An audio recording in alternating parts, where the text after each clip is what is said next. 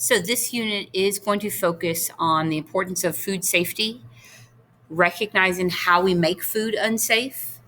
We're going to cover the vocabulary of a TCS food item, the risk factors, and we're going to look at the important prevention so that we know that we're always serving safe food.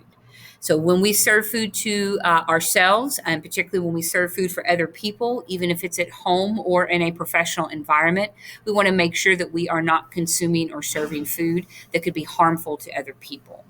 So, a foodborne illness, one of our first vocabulary terms, is a disease transmitted to people by food. So, a foodborne illness outbreak, this is when two or more people get the same illness after eating the same food. There does need to be a report and an investigation, and then the outbreak is confirmed, but it doesn't take very many people at all. So, millions of people do get sick every year from eating unsafe food. And most of the time, that doesn't it isn't a fatal, it's an unpleasant thing, but it can be a very dangerous situation. So, some challenges to safety for the restaurant industry. There's a lot of pressure to make things quickly, and not a lot of time for food safety practices. So, if everybody is trained, it actually runs more efficiently, and you do things well and you do things the right way.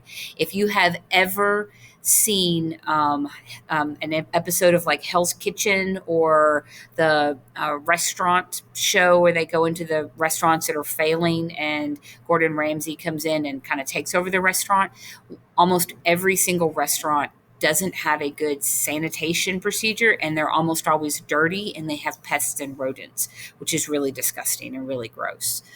You may have people on a staff that don't speak the same language, and so you have a communication barrier. As a teacher, I face that as well. And so, making sure everybody's on the same page, that everybody is trained correctly, that everybody really knows what they're doing is really important to make sure that we're serving that food.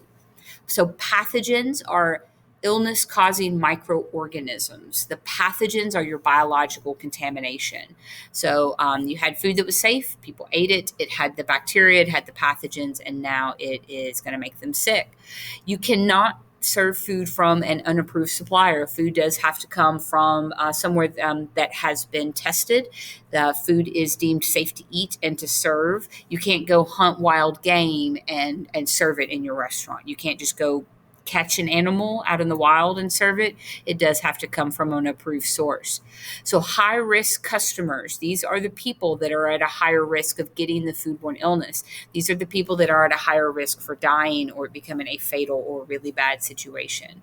You also want to make sure that you are not constantly training staff, that you don't lose your customers and your sales, your prestige, your reputation. You don't want lawsuits.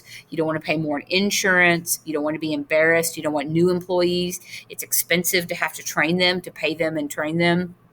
There is a restaurant here in Lexington that not that long ago got shut down because they were infested with mice.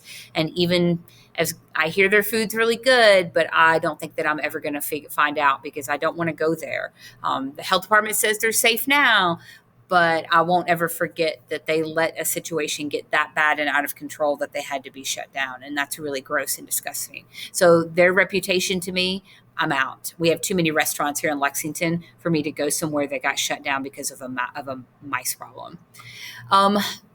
So lost work, medical costs, long-term disability, death. This can happen to certain people from foodborne illness. We have to make sure that we are always serving safe food. You don't ever know when someone is a high-risk population.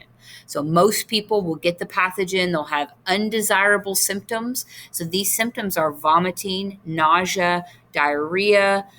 You can have something called jaundice, yellowing of the skin or the eyes. That comes from hepatitis A generally, which can be transmitted by food. We had an outbreak here in Lexington, Kentucky not that long ago. That is a hand washing situation. Most of your foodborne illness, some rest and hydration, and you'll be okay. You just may be really uncomfortable for a little while, from mild discomfort to like really bad discomfort. Some people are at risk of potentially even dying. So very old people, when we talk about elderly, we're talking 60s, 70s, 80s, 90s, maybe even, very young people. So preschool age children, toddlers, babies, which really shouldn't be having a whole lot of adult food anyway. You want to make sure that you are not eating certain things or certain products, that you're being very careful. If you're already sick with cancer or chemotherapy, HIV, AIDS, transplant recipients, if you've recently had an illness like COVID, then your immune system is weakened. Pregnant women, you're at risk of a miscarriage or damage to yourself or your unborn child with a foodborne illness.